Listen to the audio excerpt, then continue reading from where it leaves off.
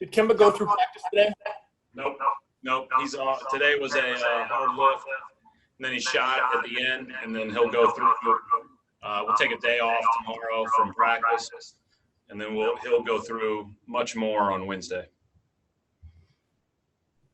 Tim Reynolds. Hey, Brad. You've got a number of players who obviously were part of the World Cup experience and being gone for a really long time last summer as well. How much do you think just knowing what to expect mentally, can that be a benefit now for as you prepare for several weeks down here? From what I remember, it's a little different because I think they had families, so they had people that were able to travel with them, and some did, some didn't. So this is a little bit different than that, but certainly the timing is similar, and the timing for us as far as preparation is probably more like a FIBA type schedule than it is. Like a training camp, obviously, because you're playing, you're practicing for a couple weeks, and then you're playing a few games, and then it really, really counts. So that's it probably has a lot of similarities to the FIBA experience, but the travel and, kind of being away from home and those type of things, I'd say is a little bit different. Sherrod?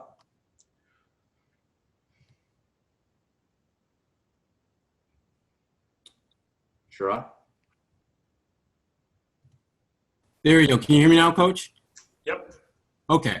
I wanted to talk to you a little bit more. You touched on yesterday about Tremont Waters and just, some of the things that he's doing. And I'm just curious, how do you plan to utilize some of those two-way guys, some of those guys near the end of the bench during those seeding games as you guys try to ratchet up towards the playoffs? Well, obviously we're going to play the seeding games.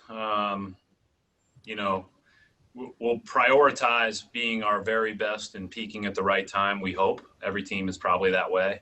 Certainly every team in our position is probably that way, but the seeding games we're going to play probably a normal type rotation, especially early on, and we'll see kind of how it all plays itself out. But he'll play, at least in one of the 3 scrimmage games a lot, and then we'll see how it goes from there. I thought he was terrific today. I thought this was his best day that I remember in a while, and he's had multiple good ones, but he was really, really good today. We mixed the teams up, didn't necessarily go starters against and smart against guys coming off the bench. We mixed it up and evened them out a little bit, and I thought Tremont had a great day. Gary Washburn?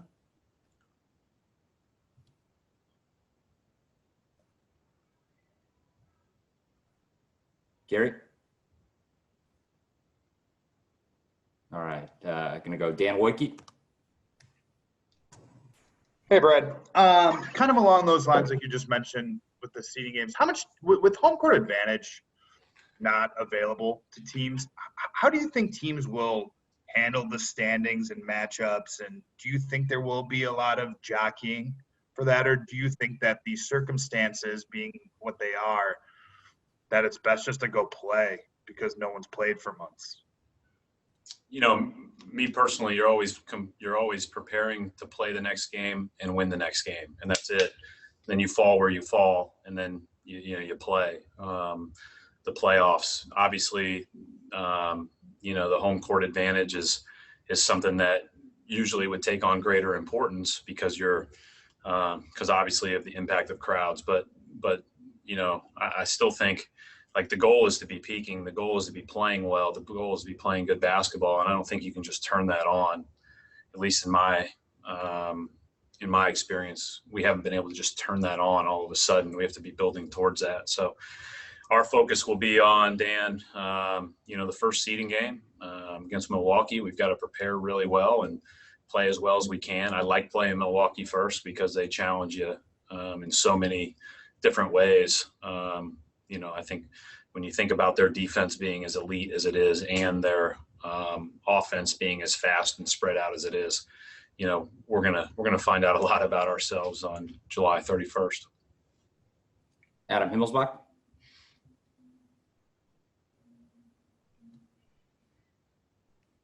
Boston down to the bubble to replace Kara. What's that? Is there any consideration to bringing one of the staff members that's still in Boston down into the bubble to replace Kara?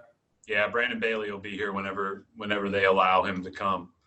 Kara will be here for a couple more days. I don't know when Duke's got her leaving, but she's going to stick around until then. And then, I think there will be a quarantine rule, obviously. Brandon has been great from afar, as have the other guys that are still in Boston. So it'd be nice to have him down, but certainly, we'll miss Kara but Brandon will be down whenever they allow him to be down. And you mentioned guys have been great here. What kind of things obviously it'll be more important when there's film to break down that's new, but what kind of things are you guys communicating about during this period? With what? With our team? With the staff that's back in Boston now currently. They're part of the practice scheduling. They're part of the practice planning. They're part of the practice review. Brandon in specific is, he's kind of our defensive checklist guy to make sure that we go through everything we need to go through and prepare in a short amount of time. And he's amazing with that. We showed film that he put together today. One of the things with, specifically we've got Brandon back, we've got Matt, we've got Kenny, we've got Jordan Baczynski. Those guys are all being asked to do a lot from afar, and they all do great work from afar. And that's the part that we tried to balance as we decided who was traveling and who wasn't, was how can we be the most effective 22 deep or whatever it was.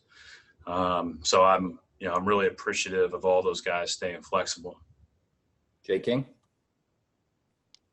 Hey, Brad. Kemba told us the last time we spoke to him that he was feeling a lot better, that his knee was doing well. When did you guys decide to be as cautious as you have been with him, and what have been the factors that has limited his participation so far?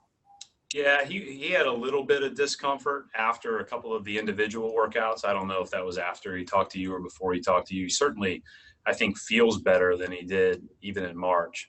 But with just even the small discomfort, we said, let's take the 4 days and ramp it up appropriately. The number one thing is strength, and strength around the knee.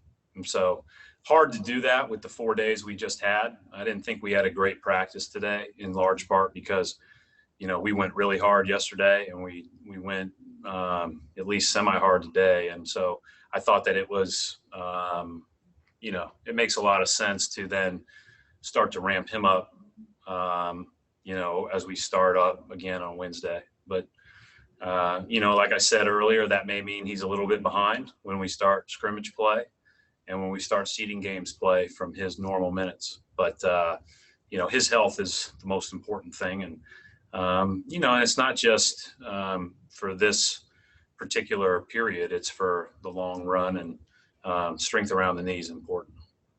Last couple of questions for Coach Abby Chin. Hi, Brad. With so much time off, and we've talked about how this training camp is different because you have the same team, the same base of knowledge. I'm wondering, how much are you expecting, or how do you balance kind of tinkering and expanding on what you guys were doing in the season, or how much of the time is spent kind of going back to the fundamentals?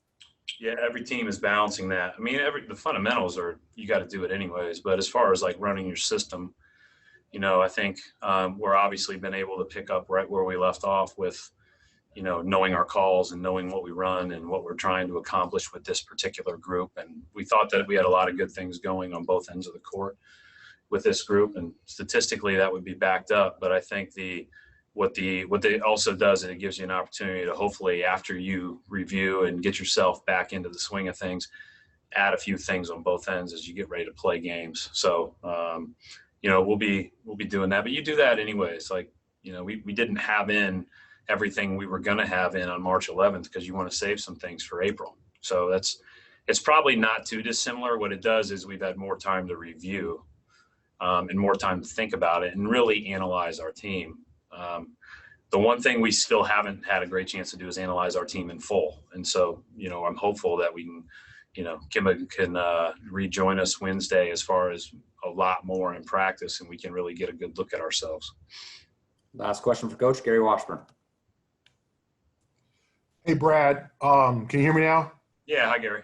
Okay. Can you just talk about one? I don't know if you were asked this yesterday, whether you plan on, you said you're going to bring Brandon Bailey down.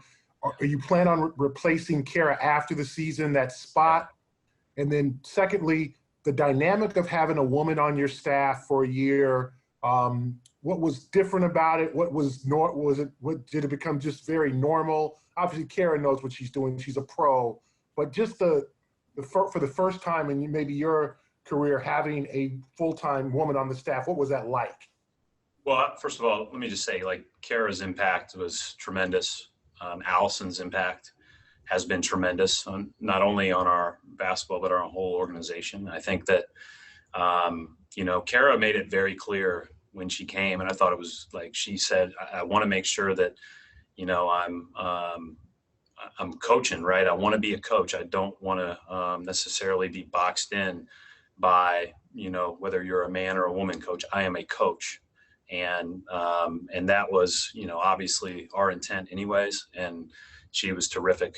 And so as we look to replace that position, we'll see how it goes. We'll probably wait until, October, November now, Gary, and we'll kind of see how it all plays out. Tony Dobbins will move out of the locker room and be behind our, or on our bench during the games as we move forward. He's done a great job for us. But yeah, when you lose a person of Kara's talent, we're going to have to replace that by committee. But she's been terrific, and she's going to do such a great job, Gary, and we're all thrilled for her. Thank you, Coach. Thanks.